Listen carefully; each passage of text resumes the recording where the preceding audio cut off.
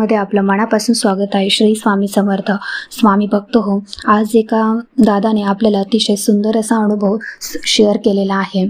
त्या दादांचा म्हणजे स्वतः महाराजांनी प्रसाद ग्रहण केलेला आहे। इतकी अनुभूती, साक्षात अनुभव हा महाराजांनी त्या दादांना दिलेला आहे। तर हा अनुभव तुम्ही शेवटपर्यंत ऐका। पण त्या अगोदर जर आपल्या चॅनलवर कोणी नवीन स्वामी सेवेकरी असतील, स्वामी भक्त असतील, तर त्यांनी आपल्या चॅनलला सबस्क्राईब करायला विसरू नका, बेल आयकॉन प्रेस करायला विसरू नका।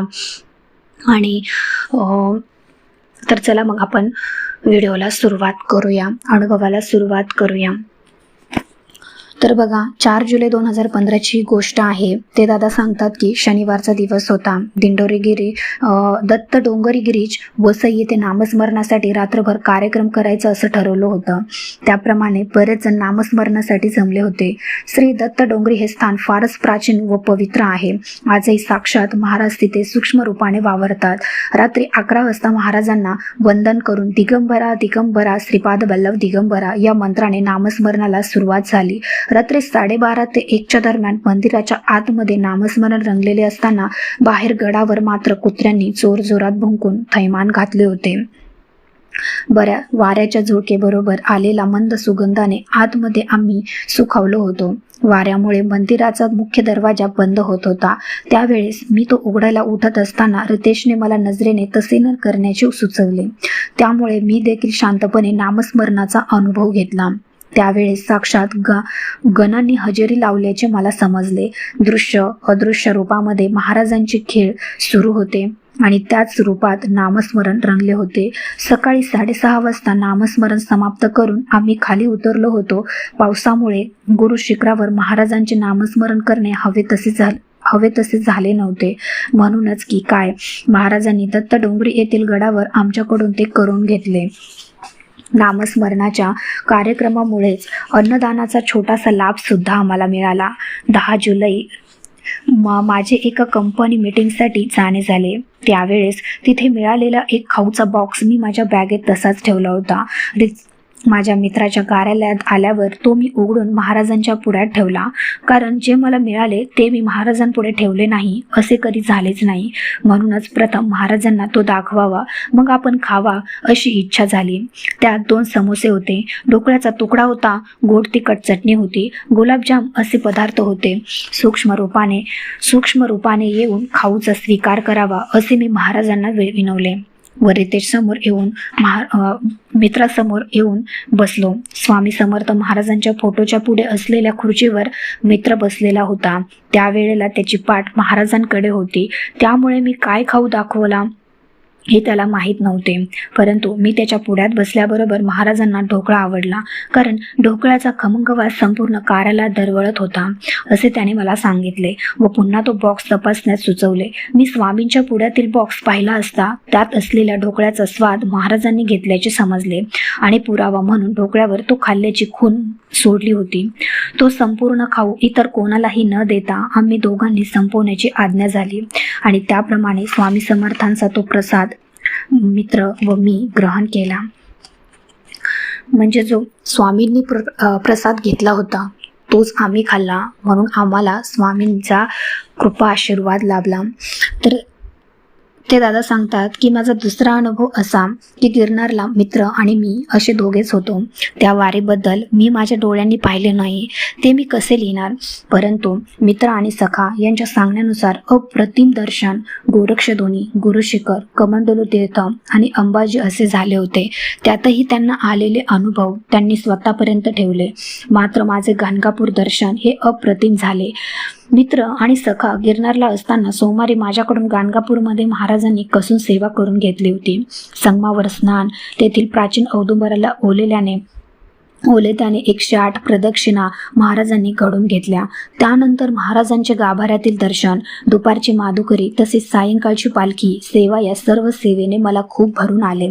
दुसऱ्या दिवशी आम्ही सहकुटुंब अक्कलकोट येथे प्रयाण केले। तिथे मात्र महाराजांनी साक्षात अनुभव दिला। आम्हाला अक्कलकोटला पोहोचायला सकाळचे 10:30 वाजले होते, त्यामुळे समाधी मंदिरातील अभिषेक करण्याचा योग आम्हास मिळाला नाही। रीतसर पावती करून व दर्शन देऊन आम्ही इतर क्षेत्रांकडे प्रयाण केले. दुपारी 2च्या सुमारास आमच्या सौभाग्यवतींना भुकेचा प्रश्न पडला. जेवणाचे काय असे विचारताच बघू महाराज काय ठरवतायत असे मी तिला उत्तर दिले. त्यावेळी आम्ही चोळप्पाच्या मठात होतो. त्याच वेळी समोरून एक स्वामी भक्त आमच्याकडे आले आणि आज एकादशी आहे, उपवासाचे फराळी अन्न ग्रहण करावे असे आम्हाला सांगितले व आमच्या सौभाग्यवतींना पडलेल्या प्रश्नाचे उत्तर मिळाले. अशा प्रकारचे आमचे दर्शन व महाराजांच्या लीला आमच्यासाठी खूप अगणित आहेत. तर आपली काळजी आपल्या स्वामी महाराजांनाच आहे. संपूर्ण आध्यात्मिक प्रवासात बरेच अनुभव महाराज इतरत्रही देत होते. असाच एक दिवस मी कामानिमित्त ब्रिज कँडी येथे गेलो असताना एक विचित्र अनुभव घेतला. नवरात्रीच्या दिवसात संध्याकाळी साधारण 6:30च्या सुमारास मी परतीच्या प्रवासाला लागलो. मुंबई सेंट्रल स्टेशनकडे येताना एका फुटपाथावर एका बाईने अचानक किती वाजले हे विचारले. त्यावर मी घड्याळात पाहून 6:45 असे उत्तर दिले. पुढे त्यांनी तुम्ही कोठे जाणार असे विचारले असता मी मुंबई असे उत्तर दिले. त्यांनी वसई का असा प्रतिप्रश्न मला केला. त्या क्षणी मला काहीच सुचले नाही. मी न बोलता सुद्धा या बाईला कसे माहीत मी वसईला जाणार असे विचारमंथन माझ्या डोक्यात गोंधळ करत होते. तेव्हाच ती पुढे मला म्हणाली, जपून जा, आज रविवार आहे, गाड्यांना गर्दी कमी असेल, तरीही तुम्ही सांभाळून जा. ही असे का म्हणते, माझा तिचा काय संबंध असा मनात विचार करत होतो. असा मनात विचार करत मी मागे वळून एक कटाक्ष त्या स्त्रीकडे टाकला. काळ्या रंगाची एक बुटकी बाई माझ्या मागे चालत होती. पुढे ती कधी नाहीशी झाली हे कळले नाही, किंबहुना मी पाहिलेही नाही. विचारांच्या या जाळ्यात मी अडकून राहिलो होतो. असो असे म्हणून त्याच फुटपाथावर मारुती आणि देवीचे देऊळ होते. तिथेच नमस्कार करत तुम्हीच बसून घ्या असे म्हणून मनोमनी महाराजांना आठवत महाराज तुम्हीच सांभाळा म्हणत पुढे सरकलो. विरारला येण्यासाठी गाडी पकडली. त्यावेळेस गाडीला फारशी गर्दी नव्हती, परंतु एक व्यक्ती काही अवजड सामान सोबत घेऊन मी उभ्या असलेल्या ठिकाणी चढली आणि त्या अवजड सामानाचा फटका माझ्या पायावर बसला. पुढे मी स्वतःला सावरले आणि त्या क्षणी ती बाई आणि तिचे शब्द आठवले. महाराज लेकरांची कशी काळजी घेता याचा प्रत्यक्ष अनुभव मी त्या दिवशी घेतला होता. पुढे जाऊन मोठे काही घडवायचे असेल ते महाराजांनी त्यांच्या लीलेने असे थोडक्यात निभावले. हे पाहून जय गिरणारी तेरा भरोसा हे भारी शब्द आपोआपच तोंडातून फुटले. मनोमनी महाराजांचे शतशः आभार मानित मी सुखरूप घरी पोहोचलो. तर स्वामी भक्त हो, त्या दादांचा खरंच स्वामी समर्थ महाराज त्यांच्या सोबत आहेत. त्यांच्या लीला अगणित आहेत. त्या दादांना खरंच महाराजांनी मनोमनी पदोपदी त्यांना अनुभव दिलेले आहेत. ते दादा सांगतात की एकदा तरी गिरनारला जाता येईल का. त्यानंतर महाराजांनी मित्रांबरोबर खेळायला सुरुवात केली आणि एक व्यक्ती त्याच्याकडे येऊन आपण गिरनारला जाऊ असे म्हणाले.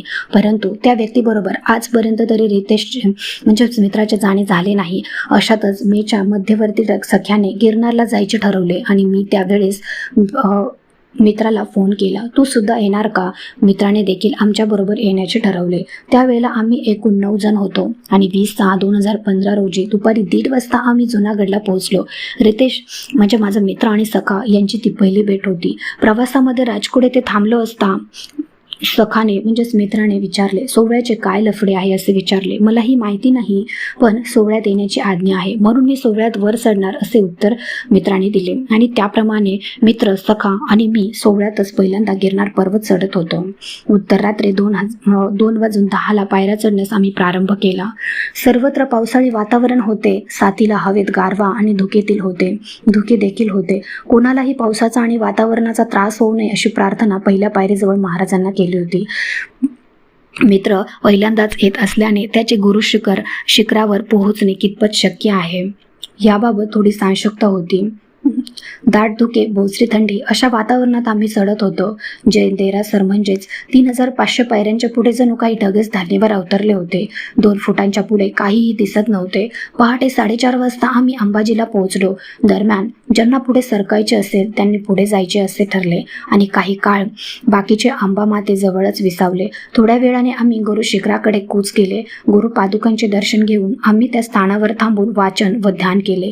तिथून निघताना रितेशने पुन्हा महाराजांना नमस्कार केला व म्हणाला, बाबा रे, तुला कामधंदा नाही, वाऱ्याच्या वेगाने तुम्ही क्षणात येते वाट आमची लागते. 10,000 पायऱ्या पुन्हा चढण्याची ताकद माझ्यात नाही. तेव्हा हा पुन्हा नमस्कार आता पुन्हा येणे होणार नाही. त्यावेळी मित्राला कुठे माहीत होते पुढे काय घडणार आहे आणि त्याच्या असे म्हणण्यावर महाराज बँड वाजवणार आहेत. आजही तो प्रसंग दिवस आठवला की हसू येते.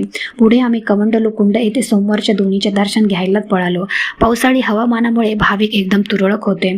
7 वाजले होते आणि इतर वेळ दत्तधुनीमध्ये असलेली महाराजांची आयुधे साफसफाई करण्यासाठी तेथील सेवेकऱ्यांनी बाहेर काढली होती. धुनीत पिंपळाची लाकडे घालून अग्नी अगोदरच प्रज्वलित झाला होता. ती धुनी फक्त सोमवारी सकाळी 6:30 वाजता उघडली जाते. इतर वेळी ती भस्माच्या डोंगराने लेपलेली असते. दर सोमवारी त्यात पिंपळाची लाकडे घालून महाराजांना आवाहन केले जाते व महाराजही अग्नी नारायण स्वरूपात सर्वांना दर्शन देतात. त्यावेळी हा अद्भुत चमत्कार पाहून प्रत्यक्ष दत्त महाराज आजही या धुनीत वास्तव्याला आहेत याची खूण पडते. सखा त्यावेळी तिथे नव्हते आणि बाकीच्यांचा अन्नपूर्णा मातेचा प्रसाद घेऊन झाला होता. मी देखील प्रसाद घेऊन जेव्हा बाहेर आलो त्या क्षणी त्या दोघांची व माझी भेट झाली. गर्दी नसल्यामुळे निवांत दर्शन महाराज पुन्हा घडवत होते. पहिल्यांदाच आल्यामुळे आम्ही रितेशला धुनीची माहिती देत होतो. त्याचवेळी तिथे असलेल्या दत्त महाराजांच्या आयुधांकडे लक्ष गेले व त्याने त्या आयुधांना नमस्कार करायला मिळेल का अशी विचारणा तेथील सेवेकऱ्यांना केली. त्यावेळीस ही साक्षात दत्त महाराजांची आयुधे आहेत, कोणीही हात लावू शकत नाही असे प्रत्युत्तर आम्हाला मिळाले. परंतु पुढच्या क्षणी त्या धुनीची सेवा करणारे मुख्य साधक तेथे आले व त्यांनी रितेशकडे डोक्यापासून पायापर्यंत एक कटाक्ष टाकला आणि त्या सेवेकऱ्यांना सांगितले, दे दो उसके हात में. त्यांच्या सांगण्यावरून सेवेकऱ्याने आमच्याबरोबर दत्त महाराजांची तलवार धरली. रितेशने ती हातात धरून डोके टेकवले व आम्हालाही त्यावर डोके टेकवण्याचा आनंद घेता आला. असा अनुभव पुन्हा मिळणे नाही. महाराजांच्या धुनीचा प्रसाद घेऊन मित्र आणि मी अन्नपूर्णा मातेचा महाप्रसाद घेण्यासाठी वळलो. त्यावेळी सुद्धा महाराजांनी त्यांचा खेळ खेळला.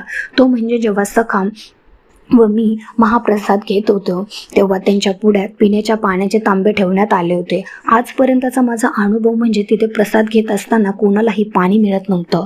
संपूर्ण प्रसाद ग्रहण झाल्यानंतर हात धुण्यासाठी म्हणून बाहेर येताना तेथे सेवेकऱ्यांकडून हात धुण्यासाठी हातावर पाणी ओतलं जातं आणि पिण्याच्या पाण्याची सोयही बाहेर केलेली आहे. परंतु रितेश आणि सखा यांच्या पुढ्यात ठेवलेले पाणी पाहून मी व सखा चमकलो.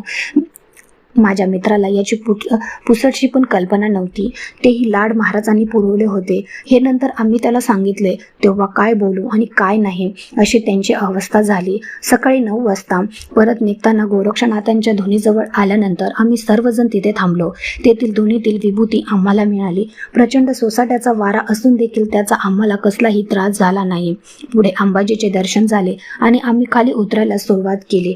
जय देरसर पाठी टाकून आम्ही पुढे सरकलो आणि पावसाने सुरुवात केली. त्यानंतर शेवटच्या टप्प्यात आम्हाला ऊनही मिळाले. त्यामुळे हिवाळा, पावसाळा आणि उन्हाळा एकाच वेळी आम्ही अनुभवला.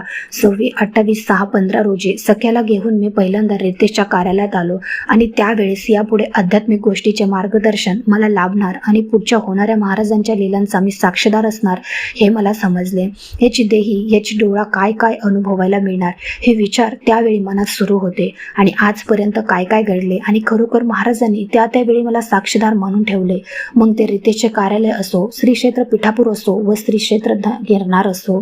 तर बघा स्वामी भक्त हो, स्वामींच्या लीला खरंच खूप अगणित आहेत.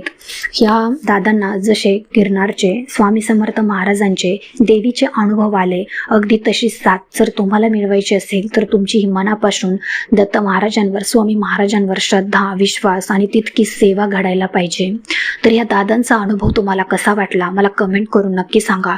आवडला असेल तर आपल्या चॅनलला लाईक, शेअर आणि सबस्क्राईब करायला विसरू नका. तर भेटूया अशाच एका नवीन अनुभवासोबत. तोपर्यंत सर्वांना श्री स्वामी समर्थ. धन्यवाद.